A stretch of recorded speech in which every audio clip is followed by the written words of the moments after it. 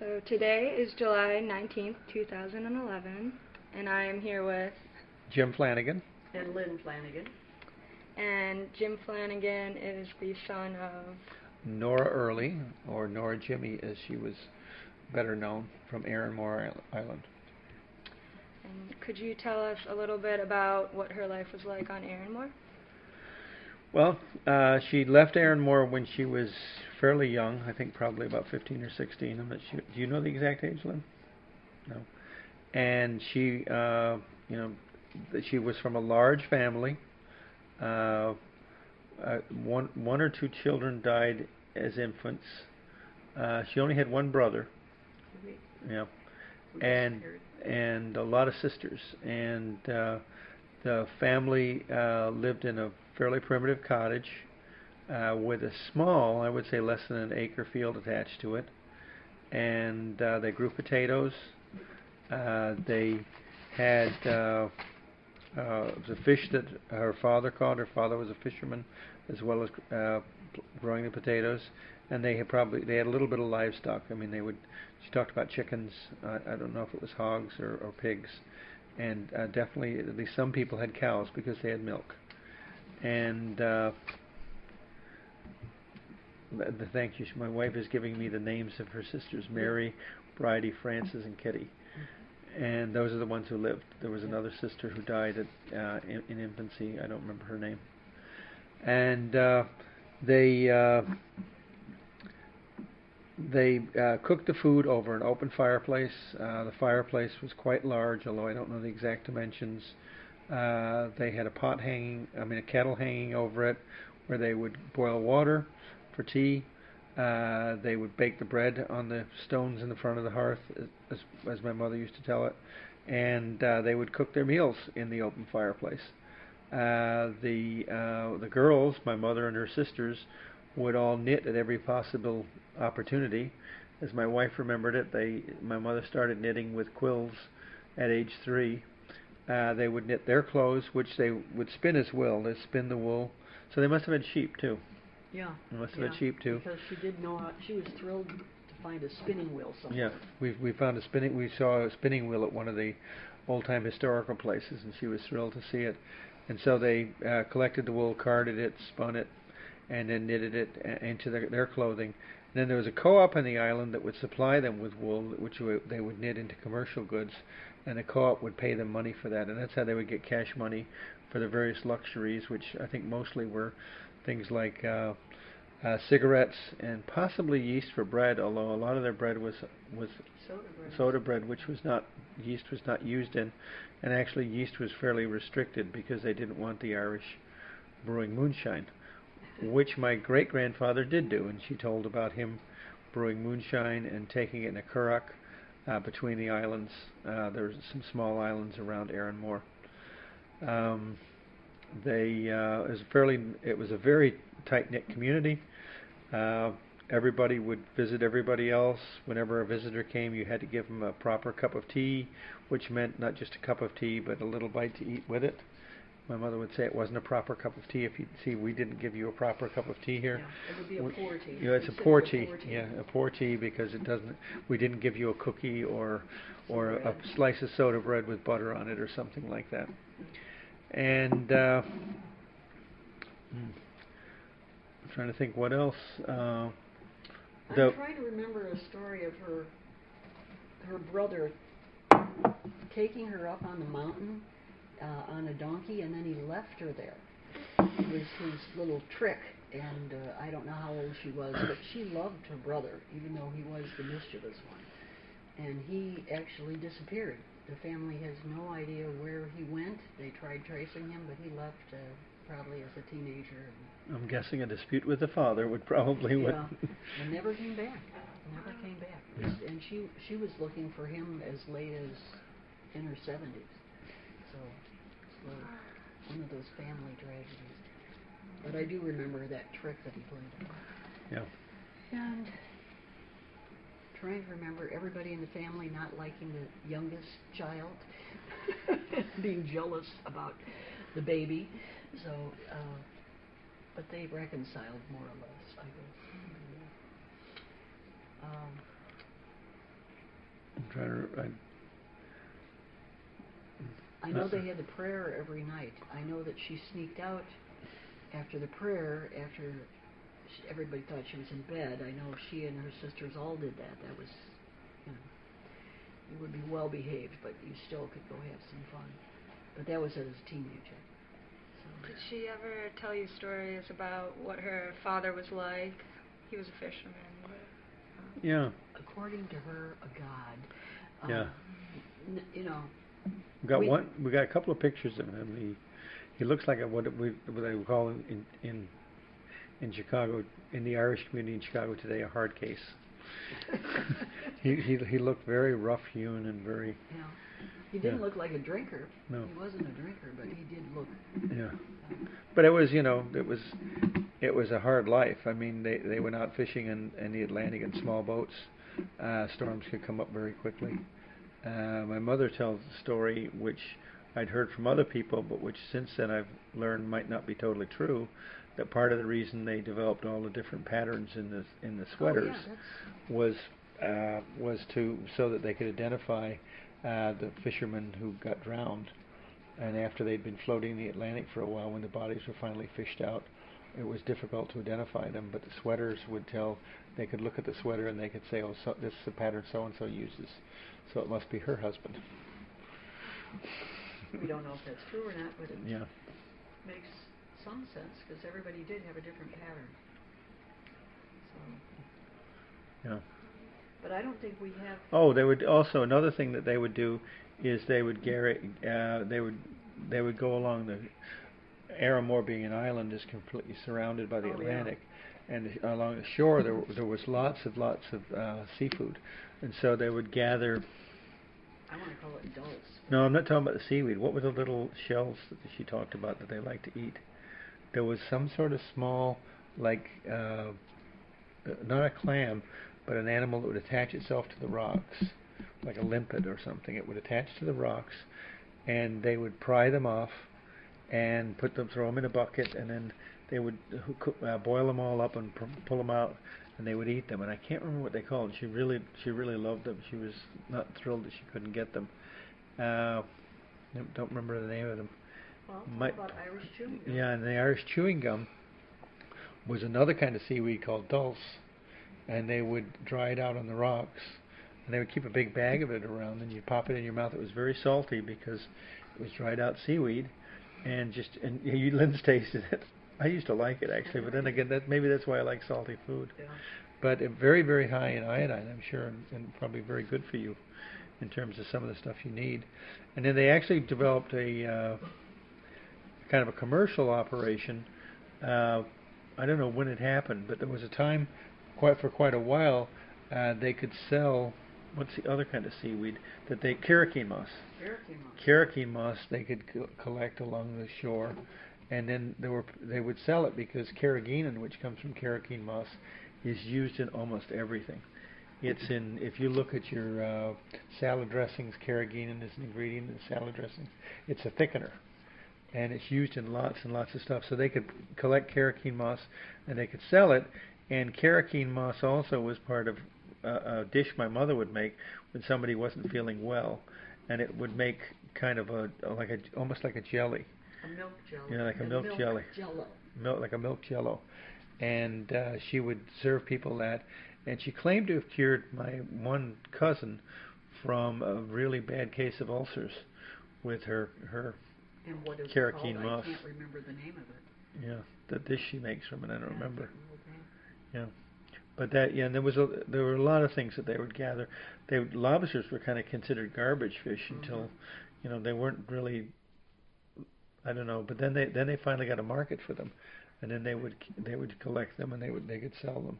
But that's, I think, recently. More recently. Yeah. It was also dangerous along the shore though, because there were cliffs all around the island, and so there was quite a drop off. There weren't a lot of ways to get down to the shore in a lot of places. Number one, and number two, the cliffs would undercut the coastline, so there were actually holes in the ground that would go down like 70 feet down to the ocean. So you'd see there'd be a pasture, and the shore would appear to be 100 feet off that way, but in the middle of the pasture there'd be this opening that would just go straight down. and they suspected that somebody actually fell into one of those. Somebody disappeared on the island, and they suspected that he had gone into the field to use the bathroom after coming out of the pub, and stepped into one of those and was washed out by the sea. I know that they didn't want. There was one really dangerous one that they warned everybody about, but I don't know where it was. And then lots of stories about there's a sea cliff, a sea cave on the island.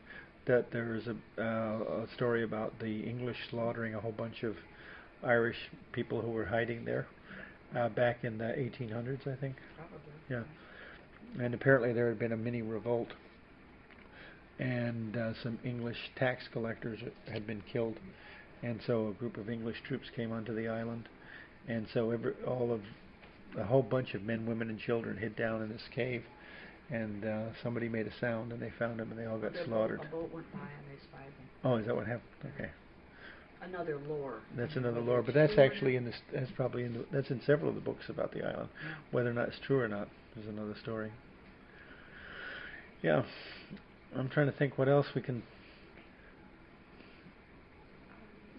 Could you talk a little bit about Singing was a big part of it.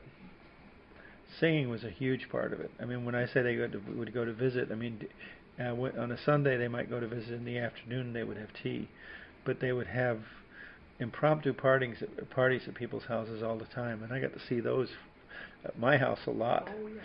Because my mother was, I don't know if it was in reaction to the fact that they said she was going to stay home and take care of her parents, and she would never get married or what, but she was the social center of the Irish community in Chicago, and almost every weekend there would be 20, 30, 40, 50, 60 people at our house. And I would have to go in the bathroom and I was a little kid at the time, soak my head in the sink to get the smoke out of my eyes, because at that point everybody smoked, and everybody smoked in the house. And the smoke was so thick in the house you could not see from one end of the house to the other. And a big part of that was the music. And different people would sing, different people would play the accordion, the fiddle, and one or two people would play the fiddle and the accordion, and almost everybody would take turns singing. They would give a song, and that's what they said: give us a song. And we had a couple of relatives who were really good singers. Andrew Early was a really good singer, and they would sing, and of course a lot of alcohol got consumed, and they'd do the jig in the middle of the dining room floor. I didn't know any of that. Yeah. And then later they would go downstairs too. The whole basement was like a big party room. Those were usually Saturday night. I think those were usually on Saturday nights. This mother with the stiff leg, I can remember going to a wedding with her, and we did the polka together, so I can tell you the stiff leg didn't keep her back at all. She was dancing. Nothing would stop her, because she loved to have a good time. Yeah. So. And that's something that we see here on Beaver Island too, is that there's a lot of interest in music on the island. So there's a lot of musical families. There's a lot of, Yeah, last year at the music festival, not the music festival, the museum week, they had a whole family up that the grandfather had taught the son and the grandchildren. It was a whole, they were all fiddlers. I think they were all fiddlers. Yeah. Yeah. So did your mother play an instrument, or she? No, she didn't. Did any of her siblings, or? No. Not that I And actually, that was pretty sexist, because I don't remember a single person from the Arranmore community where the woman played an instrument. There were a couple of singers, but playing an instrument wasn't. None of the women in the Arranmore community in Chicago played an instrument. Like I said, there were singers, but not musicians. I don't know what that meant, but. Yeah. And I was thinking when she was knitting, when she learned to knit, she was knitting for Huey, the one whose ulcers she cured when he was a baby.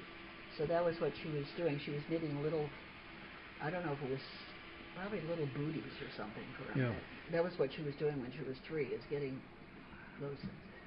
Yeah. The other thing that she was not terribly fond of is she had to go take care of, when any of her sisters had a child, she got to go over there. I don't know if she went over for the birth, but she had to go over there and take care of everybody, and I think that's another thing that got her off the island really quickly.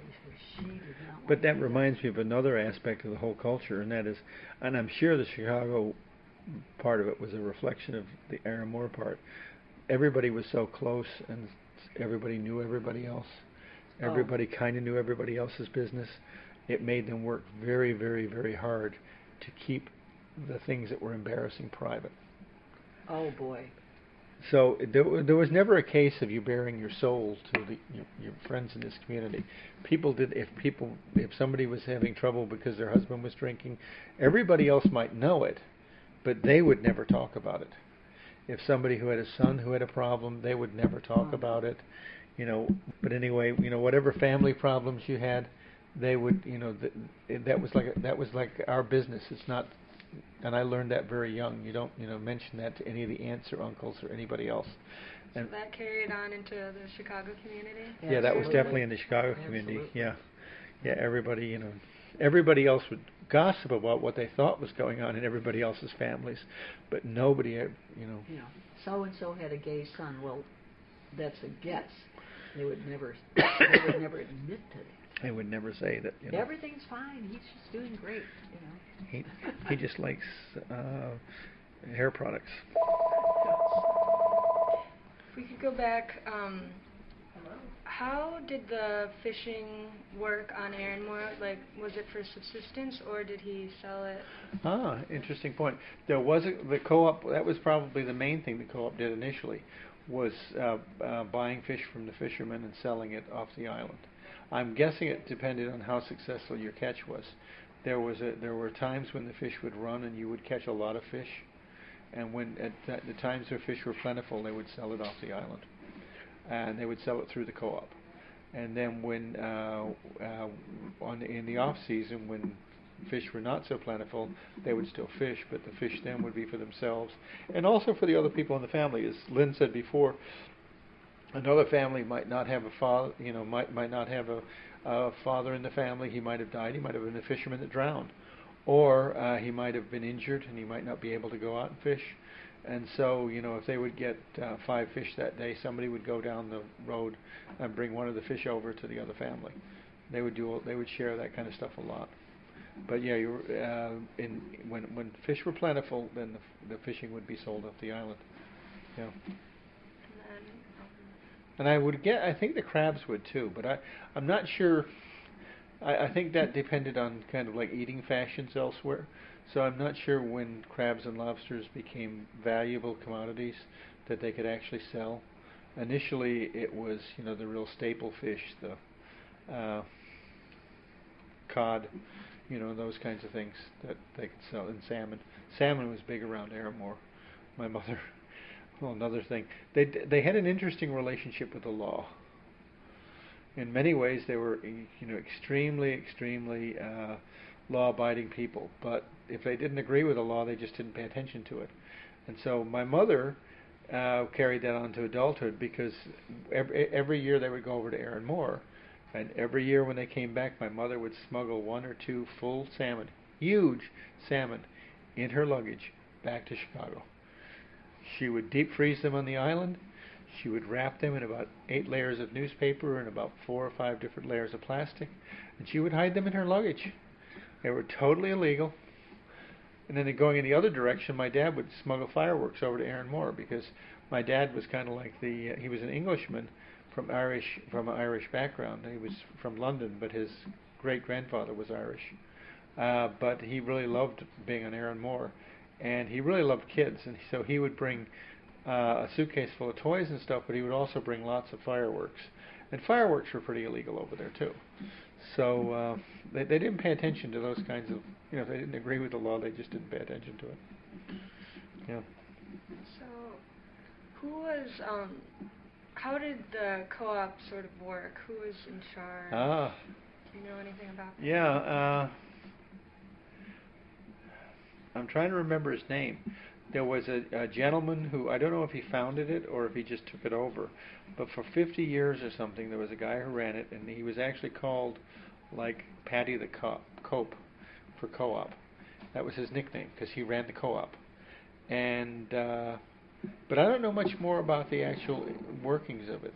You know, it seems to me that unlike here in Beaver Island, where there was a lot of animosity between the fishermen on the island and the companies that would buy their fish, they really felt they were being taken advantage of. The co-op seems to have been much more in tune and connected to the community. So I never got that feeling in people talking about the co-op that people really felt like they were abused or taken advantage of in their relationship with it. But that's about all I knew about it. You know. And the farming, was that just for subsistence? Definitely, they definitely didn't sell anything from the farm. Once again, they would share though. I mean, I'm sure, you know, especially the larger animals, if you slaughtered a pig, you couldn't consume it all yourself, and there's only so much that you could, you know, dry or, you know, cure to keep. So you would share with everybody on the island. And by the same token, when somebody else slaughtered a pig, you know, 2 weeks later or a month later, they would share as well. So there was a lot of bartering, and not even bartering so much as I'll give you this if you give me that, but you know, you would give pieces of the pig to 10 other families that you were close to, and then when one of them slaughtered something, they would share it with you, and so it wasn't really an economic, but it certainly knitted the families together. It you know, tied everybody together because they would count on each other when times were not good. Was there any schooling on the island? Yeah, there was a school. Lynn may remember more about that than I do, from what my mother said, but there was a school, because the story I remember, my mother's name was Nora Early, and of course my mother arrived at school late one day, and she was very embarrassed because the teacher said, what did he say? Nora Early, you're never early, you're always late. And all the kids in the class laughed at her, and she was very upset about that. She was very little at the time, I'm sure.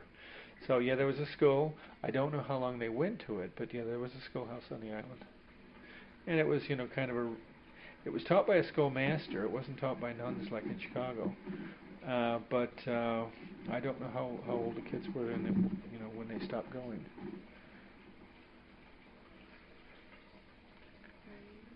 What did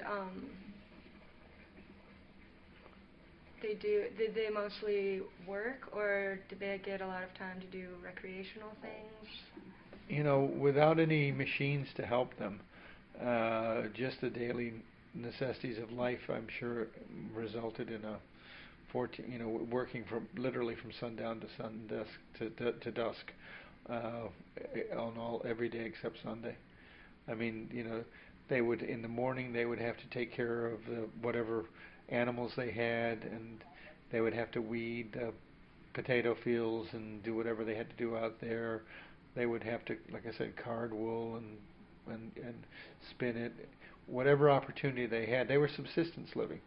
So, you know, if you don't have food in the larder, even if you can't do anything else in the farm, then you probably go down to the shore and see if you can, if you can pick seaweed or still can't remember the name of that like limpet like thing, but you know, you'd find things to eat, and if you got extra, there would be ways to put the stuff away. But the other big thing was digging peat. Of course, there was no trees on the island hardly at all. The island today has many more trees than it did Arranmore than it did 50 years ago. 50 years ago, literally, the trees on the island almost had names because there were so few of them. You know, there was a tree by this house, there was a tree by this crossing. There were no trees on the island at all because it had been denuded generations and generations before. And with no trees to protect the landscape from the Atlantic winds, and no trees providing seeds for new trees, there were no new trees growing. In the last 50 years, a lot of people who have gone back from America to Arranmore have planted trees, and there's a lot of trees on the island. But because there were no trees, they needed something to burn in the fireplaces, and it was peat. And so they would have to go up the mountain each family had their own patch of peat on the bog, and each family would dig out the peat. In fact, Lynn was just reading about this in a book she was reading. That was kind of an interesting book with a little bit of the history of Arranmore in it. I was telling about them digging the peat, but part of what I'm telling them is actually a steal from what you read to me from that book. About how they dug the peat. The Bogman. That's a great book by Walter Mackin, and I found it as a discard at either the transfer station or else at the museum. Really accurate picture of. Yeah, and they so every opportunity they had, though, they would be doing something. You know, they would be putting in peat for the winter because they didn't know how long the winter would last. So they would go up. They'd take the donkey up the mountain in the cart, dig the peat, stack the peat to dry first on the mountain. If there was dry peat already there, they would take that peat and bring it back and put it wherever they stored it by the house to burn during the winter. And they would keep doing that, and they would use a lot of peat, I'm sure. So that was used for cooking. Yeah, used for cooking. I have no idea about the heating. Yeah, well, it was from the fireplace, and I mean, well, it's the climate isn't as bad as America, but still, it's on the Atlantic. The winds probably came in through there something awful. So when you get into November, December, October, all those months. I was talking about gale force. We had a gale force 7. We had a gale force 5. So. Yeah.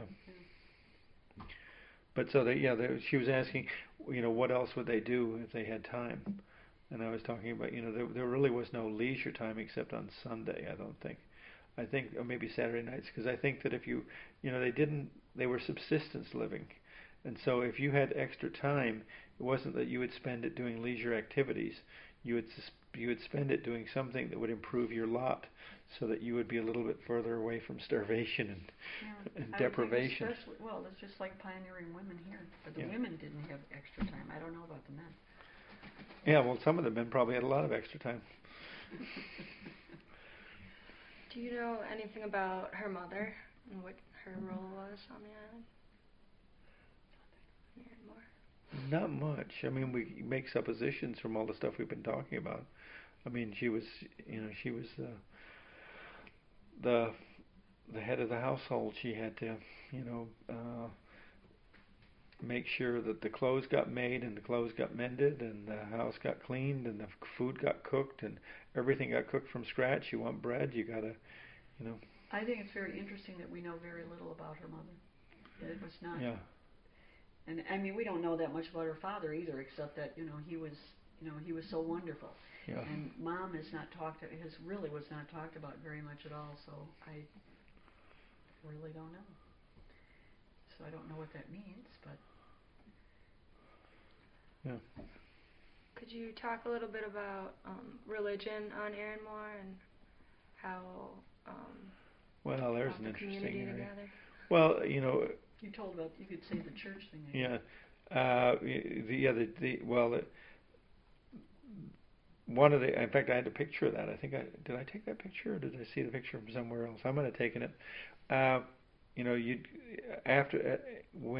When church was on, there would be a line of men leaning against the outside of the church building, and like I said, mostly women inside the church. The men would all be outside having a smoke and kind of gossiping or talking to one another. But the really interesting part of the religious thing on the island was the kind of the role of the priest, because the priest was almost like the feudal lord on the island. The priest was the one that everybody went to if they had a dispute, to settle disputes. The priest was kind of like the authority on the island, and at least our experience has been that the priests that we'd heard about kind of lived a little bit like feudal lords. They lived very comfortably. They lived off the fat of the land, so to speak. Well, the last ones we knew of, when they'd come over to get a benefit going to raise money for the church. Yeah. They seemed mostly they weren't Jesuits, shall we say? Yeah. And I don't know how far back that went, but the priest definitely was a central point, and the church was a central point. People were very, very religious. almost to a degree of superstition, I think. The lighting of candles was a very strong thing that my mother would always light candles at church, for different things. There was a lot of Well, the rose. I mean, she was oh, a the good rosary, Catholic, yeah, the old-fashioned the old-fashioned way, good Catholic. yeah, The rosary, the novenas, going back to yeah. special masses. I don't know. I'm trying to think of anything else. But like I said, I know they said a prayer at night. There was a time that they prayed at night. It was and of course after dinner, I believe. I mean, a strong keeping of meatless Fridays, and the fasting in Lent. All of those kinds of things were very, very strong. I especially remember growing up, the fish dinners on Fridays. Fish dinners on Fridays was almost a mix between a religious and a cultural experience. Although my mother did make some very good fish dinners. Oh, yes. Oh, yeah. She knew how to cook salmon better than anybody. Yeah. So, but yeah, and yeah, the connection between the people on the island and the church was very strong. Yeah. I'm trying to think of any of the things that she did when she was here. I know she had a favorite saint, Saint Martin de Porres. Yeah. Which was unusual because he's black and from Puerto Rico or somewhere. So I don't know how she got him, but anyway, yeah. Yeah. So that's all I can think of in terms of her religion. And when did she leave Arranmore? She left Arranmore in her late teens. I don't know the exact year and exactly how old she was, but she, I'm guessing she was probably 16, 17 in that area there. So what year would that be? I double dare you. Well, she was born 1914, so that would have been about 1930, 1931. Yeah. That would make about sense. Yeah. And she went to... She went to Scotland picking potatoes, but like I said, she had a friend who was, and I think she was working for Paine. I think the friend worked for Paine, and the friend told her that he was looking for a good cook, and my mother, apparently, even at that young age, had already... I don't think she went as a cook first. I No? think she went as a housemaid. Oh, okay. And then when the war came, she went up, she became the cook? Became the cook because they were short of staff. Yeah. And my mother could cook almost anything. Paine would brag to all the people how my mother would always get good meat for him, and he would have meat all the time. During the war, meat was severely rationed, and he didn't realize that a lot of it was horse meat. He just thought she was a great cook. But when she was done making it into a stew or a casserole, he didn't know any different. Yeah, I think what happened is during the war that he had to get rid of all the servants, and so she was it. She was like the housemaid and the cook. And took care of the dogs. She was the housekeeper. Took care of the dogs. Yeah, everything. Yeah. Yeah, it must have been quite an eye opener for her because he wasn't royalty, but he certainly he yachted with Sir Tommy Lipton, of the Lipton tea fame. Yeah, he was definitely. So it must have been really interesting for her to be in that household. Yeah. So yeah, quite a transition. So then, when did she come to America? 1955. We came over in the SS United States, and my father had come over here about almost a year ahead of time, to kind of get ready for us. And he got a job and got an apartment and the whole bit. And he's a Sassanach. Yeah. He's a Cockney. Yeah. And it's Sassanach, I think it's the word they call the English. So yeah. He turned out to be very popular. Yeah, they liked him after a while. They'd say they would say he was the only good Cessna. Yeah. Yeah. But they So did he initially? There was some animosity there because he was. Oh yeah, I mean English. Yeah. I think they were confused by his name though, because he had a good Irish name, Flanagan. But if you hear my father speak, a lot of people couldn't understand him. He was a Cockney, and he spoke in that rhythmic, kind of Cockney speech pattern. And when he wanted to, he could speak the slang, which was totally incomprehensible unless you knew what the things meant. But anyway, yeah, we came over in '55 on the SS United States. My mother came over principally because she had sisters out here who had told her what a good life it was.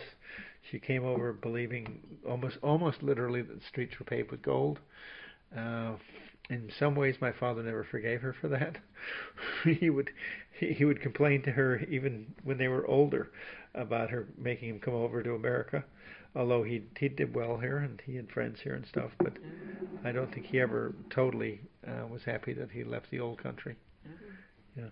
And one thing we should say is she spoke Gaelic fluently. Yeah. Of course, but just to... Yeah, and in fact, on Arranmore, because Arranmore was so isolated, Gaelic was spoken just naturally by everybody to such a degree that then when they started setting up the national schools, there's a name for those schools.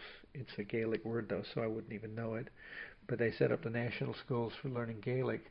They set up one of the national schools in Arranmore, and people literally go there for Gaelic immersion, so that they can. It's kind of like this place in Mexico where you can go to be immersed in Spanish, to learn Spanish. Yeah. And now when I read that they have a website. It's not as active as it once was, but they have a website, and 2/3 of the website is all in Gaelic nowadays. Yeah. So do you know any Gaelic? Did she ever teach you any? Nothing at all. My mother would use Gaelic whenever she didn't want me to hear what she was talking about. When my mother and other Irish ladies were sitting around the kitchen table and they switched into Gaelic, I knew something good was being talked about. Yeah. They didn't want little Jimmy to hear it. Yeah. Yeah, there was no attempt made to teach me Gaelic at all. I think the assumption was we're in America, it's better that you know English. And, well, I mean, we'd come from England. It was better that I lost my English accent as well, so, yeah. But she never lost hers. She never lost hers, no. He never lost his, actually. Yeah. I mean, a lot of people do, but they didn't. Well, they were both. They stayed to their accents. Yeah. My mother couldn't understand my dad. father-in-law at all. No, she would just laugh when she thought it was the right time. Yeah. And they would go back every summer. They would go back to Ireland for first. At first, it was a month or two, and then later, after my dad retired, they would go back in May, and they wouldn't come back until September, October.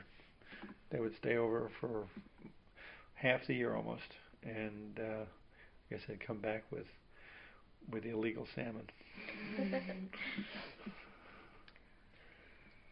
Yeah, frozen. She always got it through customs. But somehow, I don't know how. She looked like a sweet old lady, so nobody bothered. Yeah. Did she ever talk about what were like the biggest challenges coming from Arranmore to America?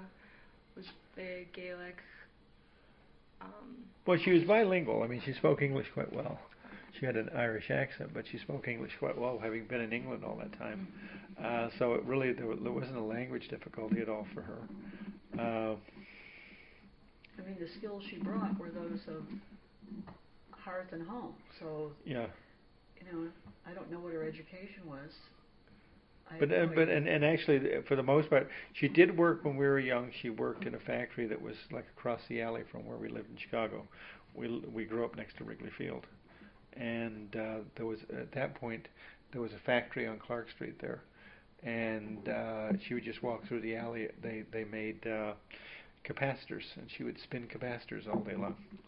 And then later, another factory took its place that made pickup sticks. And she would make pickup sticks all day long. But beyond that, the kind of job she got were she would work for, like I said, she worked for a lady on Arlington Place. She was a nanny. She was a nanny, and then she worked for a lady who was down at Gaieté in the lakefront as a nanny, and Miss Frank as a housekeeper and cook occasionally. she would every year Miss Frank would get 50 pounds of Damson plums, and my mother would have to come up and make plum jelly all day long with her. Even in her 80s. Even in her 80s. Frank would call up Nora. Nora would go down. And because that was Miss Frank's big special gift to her special friends, she would give them a jar of homemade Damson plum jelly. I don't know if she told them Nora made it. I think they all assumed she did. But anyway. But so it was the hearth and home kind of skills that she used. But adapting to coming to America wasn't hard though, because just like here on Beaver Island, the Irish community in Chicago was so big and so close knit. So she really didn't have to feel isolated. I mean, when we moved to Chicago, we lived temporarily in an apartment out west near Irving and Harlem. But very soon she moved into an apartment in an apartment building her sister owned. And then after a couple of years there, she bought the building next door to her sister, and we moved into that building, literally by putting planks across between the two windows on the second floor and walking back and forth between the two windows to move all the furniture from the second floor of the house my aunt owned to the second floor of this other house, and moved in there. And then we rented the first floor of that house to different groups of Irish boys who'd come over to America to work.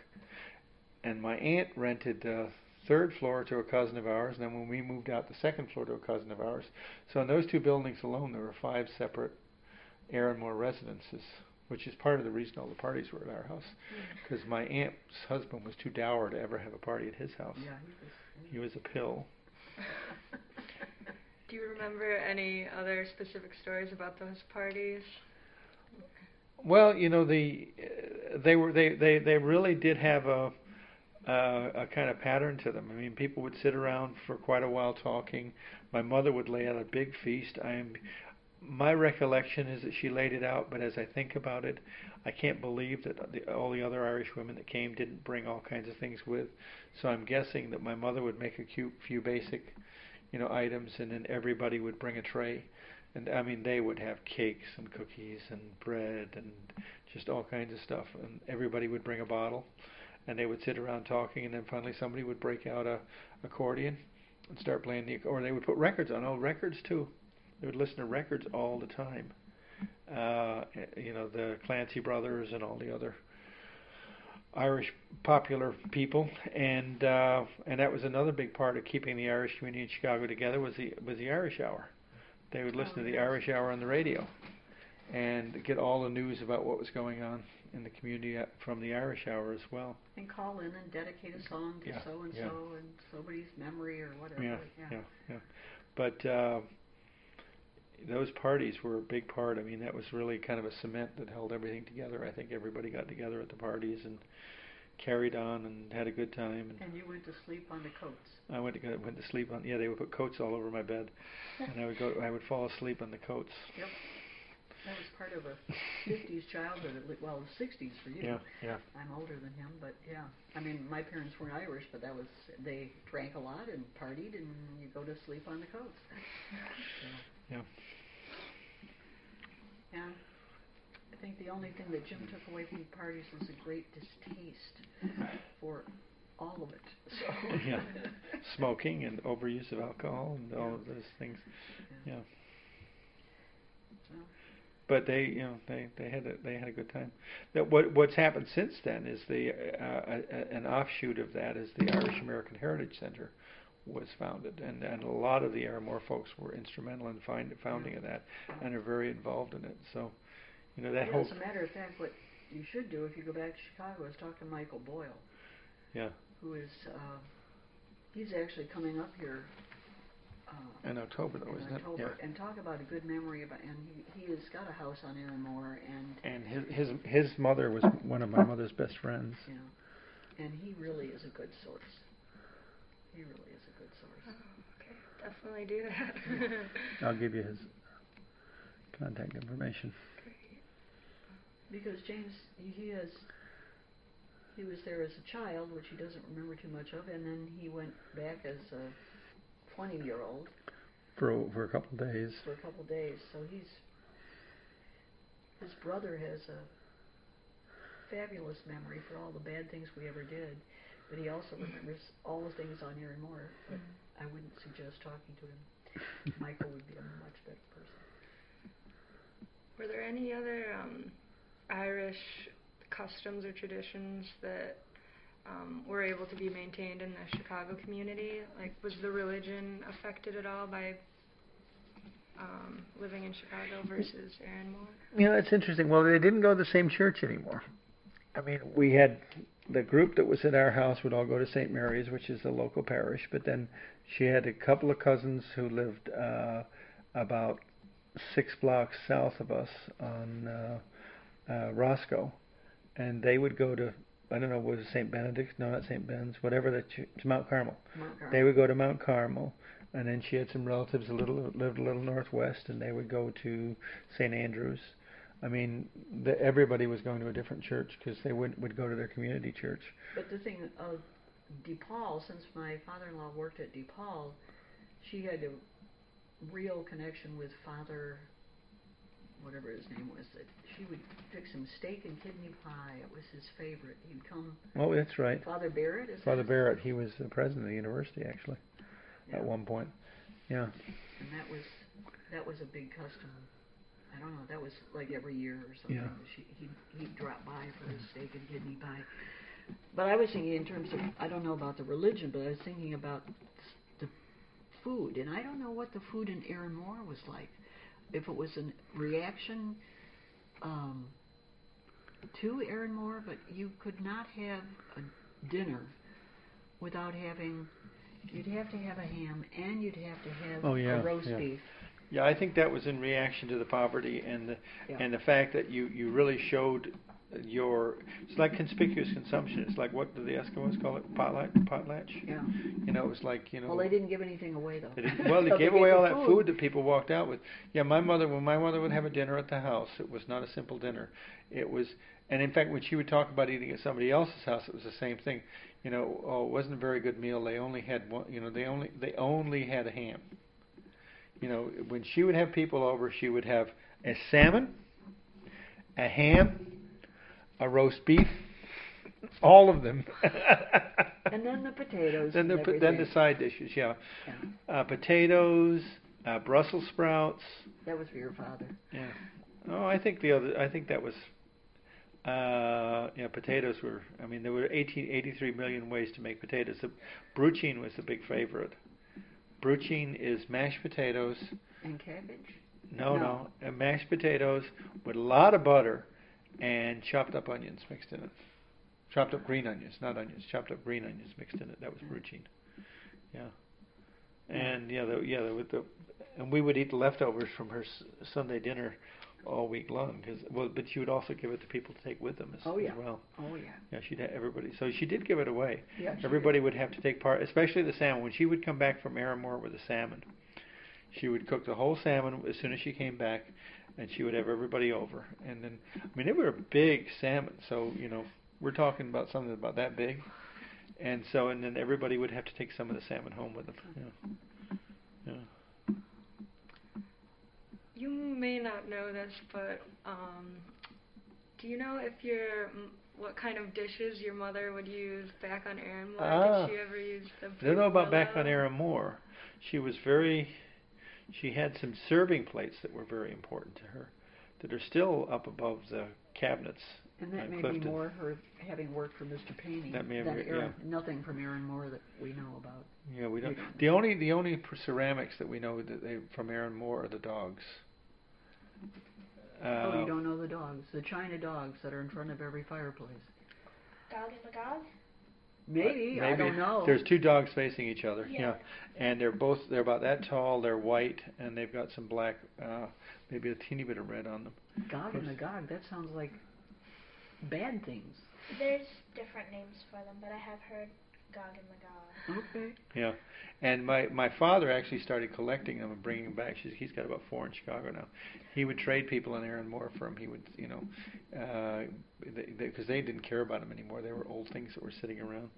So there's 4 of them sitting at home now. The other thing is, didn't everybody in Arranmore have a dresser? in quotes, a dresser, which is like what you have when you go in his parents' house. The first thing you see is a great big glass for all of your display china. case. Yeah. For everything, for all the knickknacks. A china case. Yeah. China cabinet. Yeah. So I know they had that in Arranmore. Yeah, and I would think, tea was such an when I went to Moira's house for tea, it was served in, don't remember the pattern, but it was served in very, very nice china, and that was. Oh, really? Yeah, that was in 1968. Okay. Served in very nice china, and I'm sure that was her special china. I was a guest, so I got the special china. So I would, a lot of this depends on how far out of poverty you've risen. If your husband's not spending it all at the tavern, if he's physically fit, and so when salmon fishing does occur, if he can catch a lot of salmon and then sell them, so you'll have housekeeping money. And if you knit a lot, and if you sell the knitting and you have housekeeping money from that, and collect carrageen moss and are able to sell that, whatever you can earn money for, then you have money for tobacco and baking things you need to have flour ground or to get ground flour. Those are the kinds of things you'd need. But then if you have extra after you've bought all those things that you need for just basically, what you consider your basic needs, then I'm sure everybody liked to be able to, at least if they acted the same way they acted in Chicago, they liked to show off the fact that they had made it. And that was part of the big meals, and that was also part of the big china cabinet, and it was part of in fact, my mother made a big deal when she came back from Ireland one year of bringing us, what's the pattern? Oh my gosh. The richest people we know, he's a banker, and went to their house for dinner, and they used that same pattern. It was like, oh my goodness. I don't know what it is. It's got pink roses on it, and it would be nothing I'd ever pick, but it was very expensive. It was very nice of her to do it. It's from what's the ceramic house? Dalton? Was it? Yeah, Dalton. I think it is Dalton.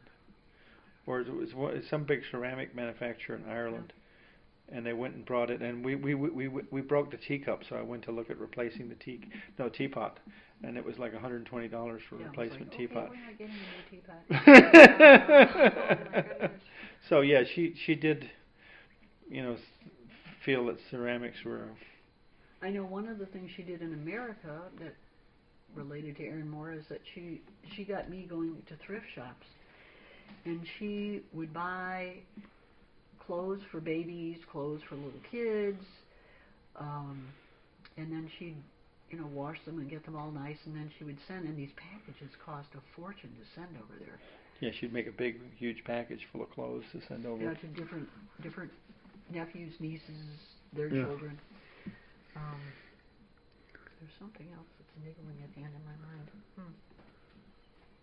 Oh, yeah, she would send dresses back to her sister, and they'd go home, and she'd always find them, like, discarded in the barn.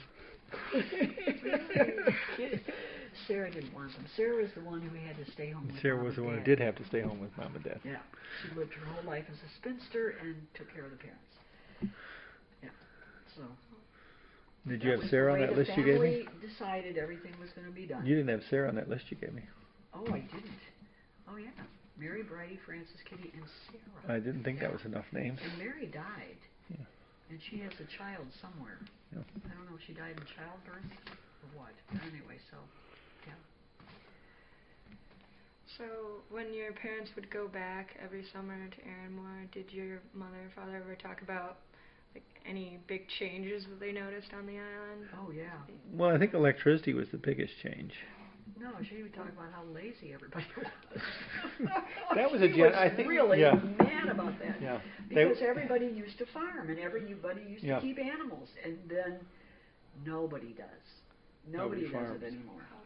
Well, that's my mother's interpretation of things. So she was very down on the fact that, people were not. People could plant their own potatoes, but no, will they plant their own potatoes? No, they just buy them in the store now. Yeah. So. And now, now the fishing, there's a problem with the fishing there now. So They're really going to have an interesting time of it. But yeah, that was one thing. Electricity was the biggest change I knew of, though, and that's maybe what she attributes some of the idleness to, because now they have TV sets and now they have, you know, so. But I was thinking of another change when you said that. I can't remember what it was. It's okay. Well, another big change that's happened to the island has been the repatriation of Americans back to Arranmore. Quite a few Irish people who come out here have stayed out here for 20, 30, 40 years, built up a fairly good bankroll and gone back to kind of retire in Arranmore or to start a business. Early's pub on Arranmore, which is kind of famous, it was started by Andrew Early, who was the person I was talking about singing at the things. And Andrew worked for National Tea for probably 20 years, and then finally went back to Arranmore and opened, what he always wanted to do. He bought the Hotel Glen and opened a pub. And how many pubs are there in Arranmore? There's way too many pubs in Arranmore. Yeah, well, you should tell that part. I don't know the exact number, 9 or 11 or something like that, on a small island. And you can get served if you can come up. And it's the same thing that goes in here on Beaver Island. I mean, it's like it's that same kind of clannishness that if you've got a problem, you keep it inside. You don't. The other thing I was trying to think about. The other thing she was very upset about, though, was the battle between the sheep farmers and the people who had dogs. Ongoing battle between the people who were. Some people they weren't growing crops, but they were letting sheep run loose on the pastures, and apparently some of the people who were keeping sheep, who found it to be quite lucrative, would break down the walls that would allow their sheep to roam on other people's property, and like theirs. Yeah, like they're my parents' property, and also were shooting the dogs of other people because they said the dogs were bothering their sheep or poisoning them. That was the dogs would be found poisoned. So there was a kind of a battle going on between sheep ranchers or sheep herders and the other people on the island. The other thing is an ethnic, or I don't know if it's ethnic, but whatever. Ireland, the whole country of Ireland has changed since it's been in the common market. And Arranmore is no different. There are a lot of non-Irish people living on Arranmore now. I don't know how many are there now that the economy's gone south. But when the economy was good 5 or 10 years ago, there were a lot of people from Poland, from Central Europe who were living on Arranmore, who were working in the bars, working in the different places, and had literally moved there to work. And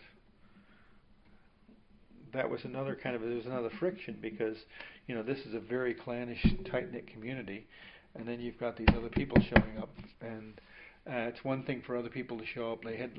They would get lots of tourism from Germany and France and other places onto the island. That's fine. Those people only stay 2 or 3 weeks. But when people who were not Irish and not from Arranmore started moving to the island and living there, I think there was some friction there too. But what else would my mother have noted? I don't know.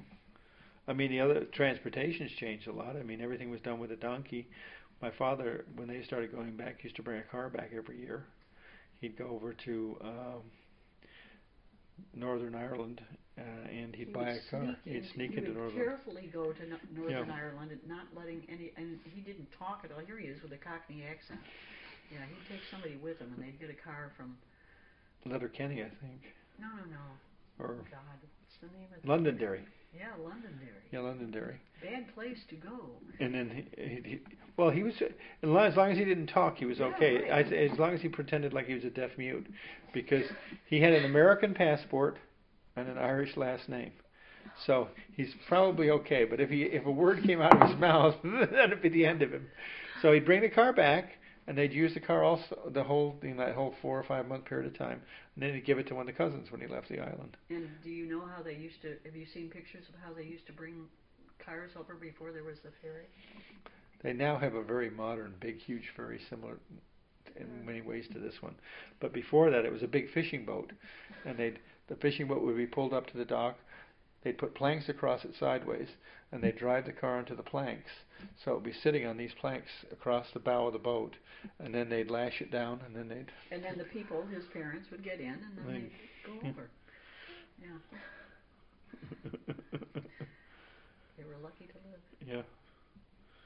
There was one thing she did talk about, and I'm sure people on the island would talk about it too, which is all the people that were lost at sea, all the fishermen and relatives.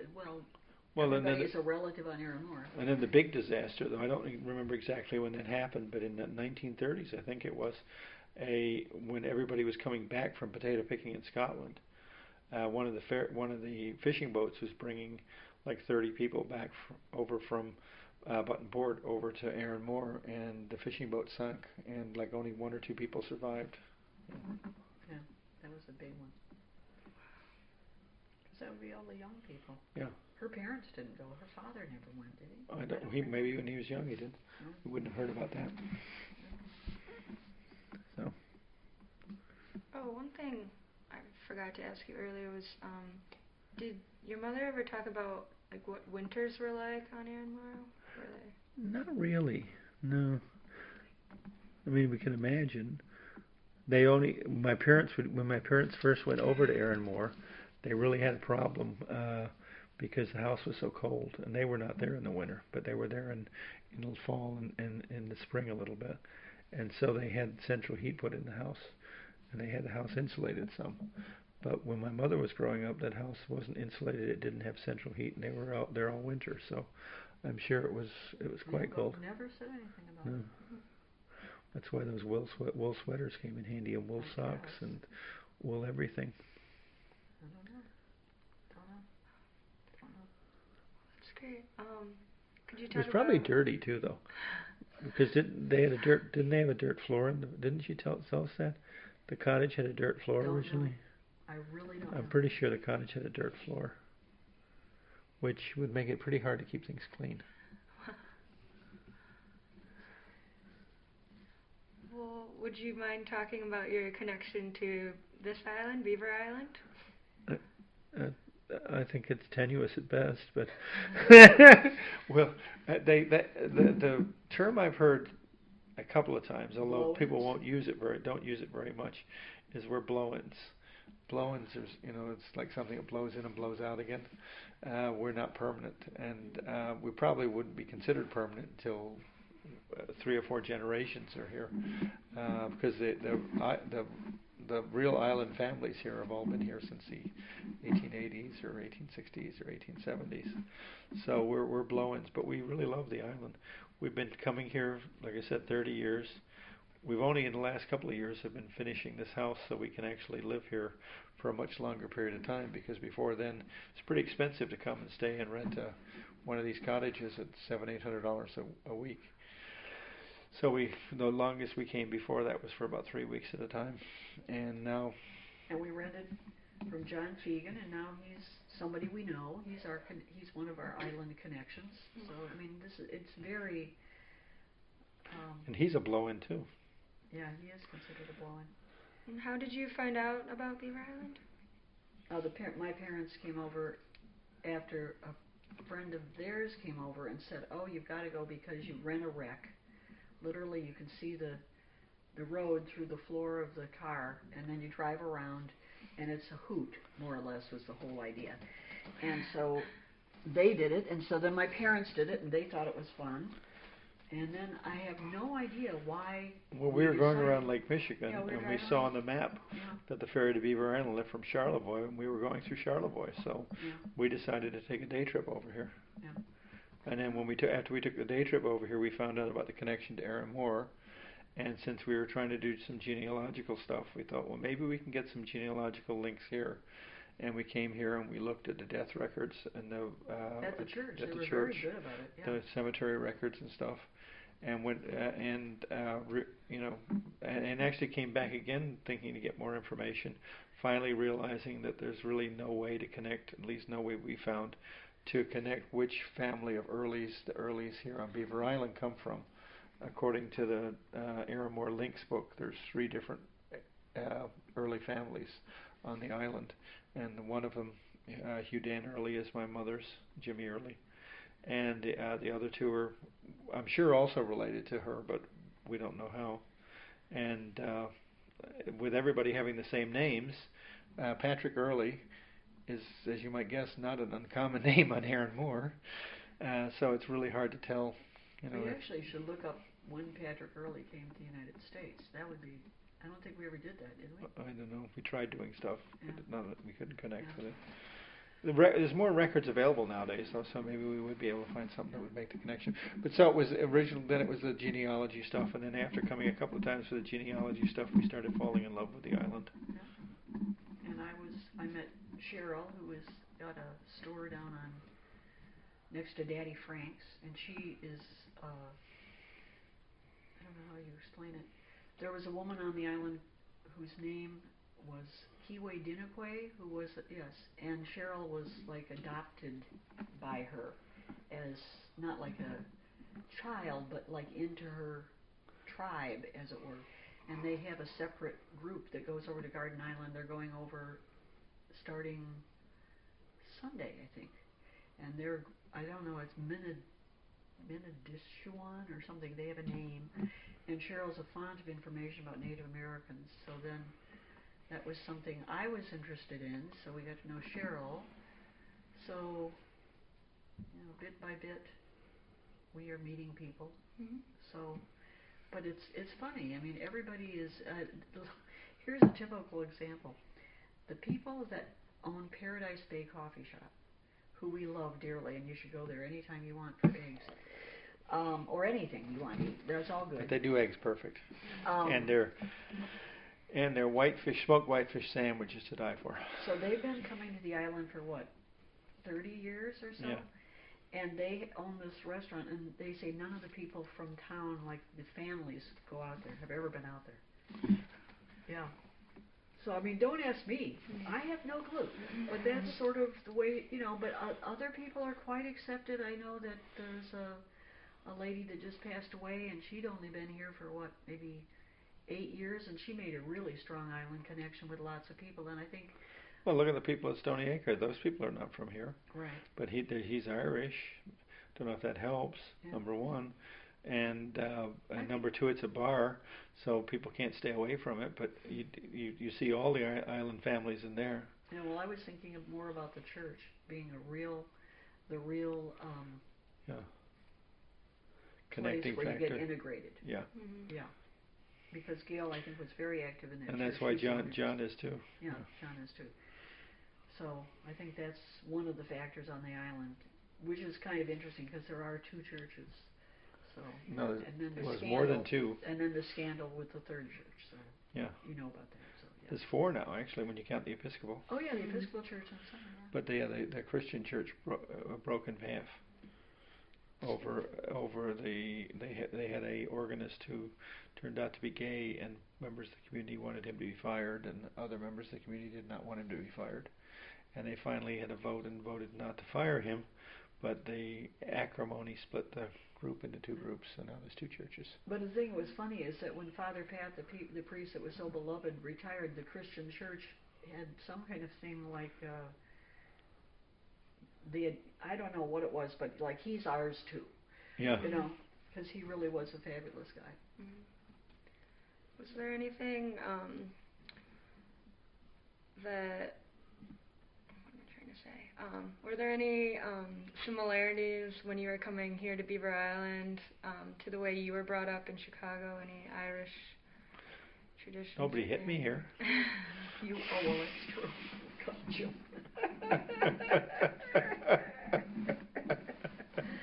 Yeah, that's true. Similarities. Well, the problem of being able to see that is, as Lynn intimated, we've really not been into in part of the Irish culture here on Beaver Island.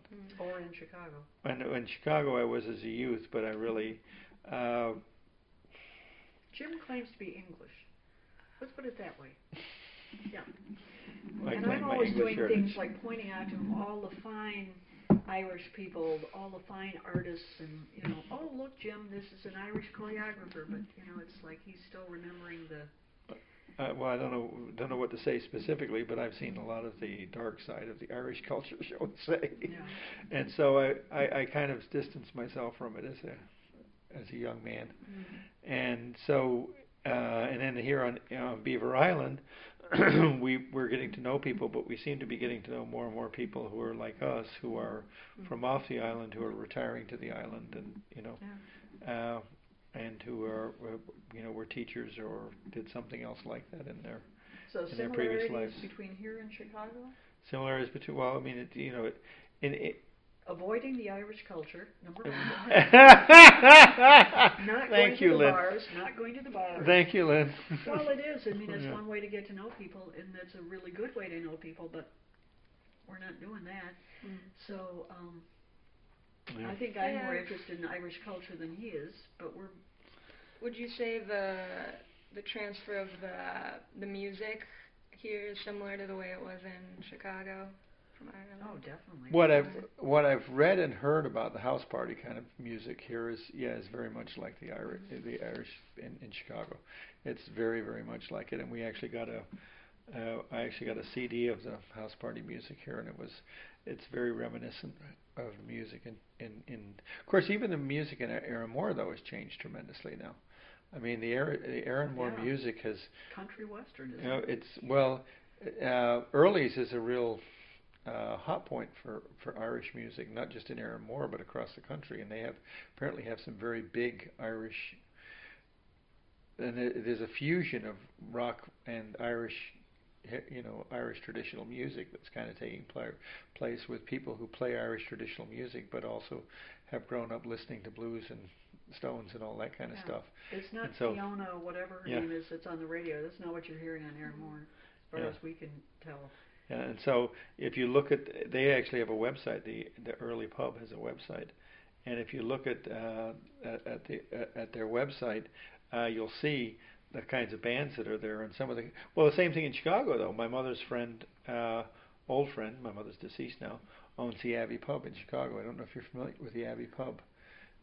Is it Breach Looney? Yeah, I think that's her name. It's on Elston Avenue. Actually, Elston and Bernard, because William was living on Bernard, and that's the other end of the street. But that makes it about 3,300 or 3,400 on Elston Avenue. It's almost where Elston crosses Kimball. There's another source for you. Yeah, and but the kinds of bands that frequent there. I mean, my son will go there to hear a band because they're much more. I don't know what you call it. Much more modern music. Eclectic. Yeah, eclectic. So I think the same thing is happening there and more. And the same thing what you see down here at the Shamrock. I mean, you may see somebody playing the fiddle, but you're more likely to see somebody playing an electric guitar. I have to hit the bathroom for a second, if you don't mind. Maybe Lynn can. I have nothing to say. You can tell them things that you wouldn't say with me. Could you? I know one thing that they have here are all the nicknames, and we were talking about that a little bit before. So, would you mind talking about how my the son was James Begg because his grandfather was James Moore, and James Moore is Big James, and James Begg is Little James. So yeah, people still call my son James Begg, which is funny because he's 31. Yeah, everybody, I don't recall anybody else. I don't know, maybe it's the children or maybe it was just in our family, but nobody else that I knew of in Chicago would be called like Nora Jimmy. She was just Nora. Right. So the names dropped. Oh, okay. The names dropped in when Chicago. she came from. Yeah, because her friend Gracie, her very, very, very best friend Gracie was just Gracie. Nothing, nothing more. So that's all I know about the names. But we did have a couple of names. I'm trying to think of anything else. I'm sure that when you leave, I'll have thought of anything interesting. I keep trying to think of her mother. When she was describing her mother to me, and her mother carried the purse around her waist at all times. That's one of the things I remember. She'd be out in the fields, and it would be, like the American pioneer kind of purse, That was what. So her mother would be out in the fields with this, working with this thing of how much money they had. So, Oh, okay. yeah. But I'm trying to remember because I'm mixing her up with my grandmother with the long skirts and the Right. whole thing. That's it. So, I heard you asking about nicknames, did you? Yeah, don't you think they all more or less dropped? Huey Annie was the only one. Well, we know Huey Annie, that was his cousin. He did have a nickname. But I don't recall. John Annie. John Annie. Okay, these are all her nephews. Yeah, no, I think when you're talking about immediate family, they didn't use nicknames because you knew who they were talking about because it was the immediate family. But as soon as you start talking about people in the extended Arranmore community, they use the nicknames. Well, that's part of your family to be your sister's son. Yeah, and if you're talking to him directly or you're talking to his brother, you might say John. But I think if you're talking to somebody else from the Arranmore community, you'd use the nickname John again. Annie. Yeah, because you look in those books, there's 10 John O'Donnells on the island. Yeah.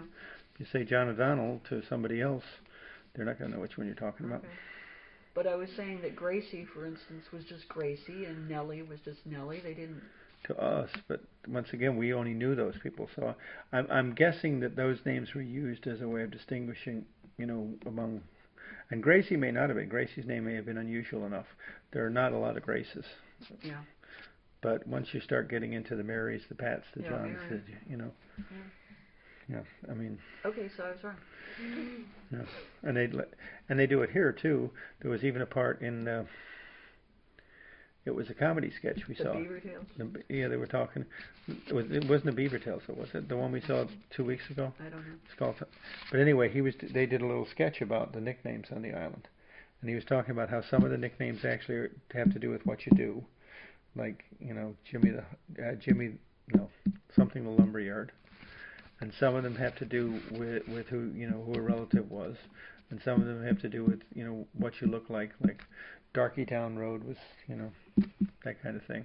But as the island gets more diverse and you start having more Polish names, more German names, more other kinds of names, it becomes less important. Mm-hmm. And the Irish move off the island because almost if you look at each year when the graduates are graduating from Beaver Island Community School from high school, you'll see a list of where they're going to go to college, and most of them go off to the mainland to go to either a junior college or a regular college. And once they do that, most of them don't come back. Well, they can't afford. They can't. There's no, unless their family has a business that they can kind of plug into. They have to stay off the island. There's somebody we were just talking to whose daughter wants to be a vet. Well, there's a vet on the island. There's not going to be room for 2 vets on the island. So if you're going to be a vet, you're going to work somewhere on the mainland. So the Irish children are gradually moving off the island, and the people who are coming on the island are not all Irish. People like us. Yeah. Mm-hmm. What did Nellie? Well, how were Nellie and Mary called? That's Morawaki? No, that was no. Nellie. There was a nickname though. Okay, that's what I was wondering. I don't remember what it was. Okay. Yeah. So there was a nickname in Chicago. Okay. Interesting. Well, one last question that I sort of like to ask her: what have your fondest memories been on Beaver Island? What do you like to do, or places that you like to go? Well, we've had a lot of them. I think. I mean, we really liked walking down the trail to Little Sand Bay. Yeah, that's one of our favorites. Yeah, and seeing the harebells. Yeah. All the flowers. We love the flowers. And kayaking. we're kind of partial to John Fagan's porch. Yeah. He's got a fantastic porch overlooking Font Lake, which we hope to replicate here at a later date. But I don't know. Hiking, kayaking, flower identification.